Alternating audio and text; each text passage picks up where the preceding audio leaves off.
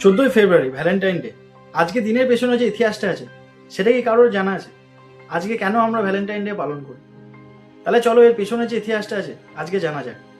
নমস্কার, আমার নাম অক্ষয় বীরবংশী। আমরা সবাই 14 ফেব্রুয়ারি ভ্যালেন্টাইন্স ডে পালন করি, কিন্তু কখনো ভেবেছো এই দিনের আসল ইতিহাস কি? ভ্যালেন্টাইন ডে নাম এসেছে একজন মানুষ থেকে, সেন্ট ভ্যালেন্টাইন। অনেক বছর আগে রোম সাম্রাজ্যের একজন সম্রাট ছিলেন ক্ল্যাডিউস।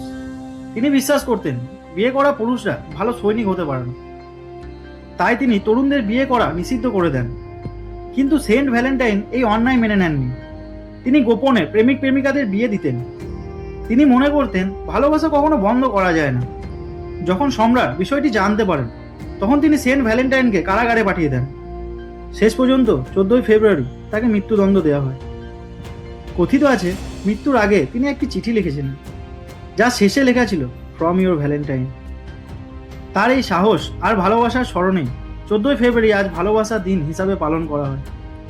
আজকের দিনে আমরা গোলাপ দিই, চকলেট দিই, কার্ড দিই, কিন্তু আসল কথা হলো এই দিনটা শুধু প্রেমিক প্রেমিকার জন্য নয়। এই দিনটা হতে পারে মা বাবা, বন্ধু, পরিবার সবাইকে ভালোবাসা জানানোর দিন।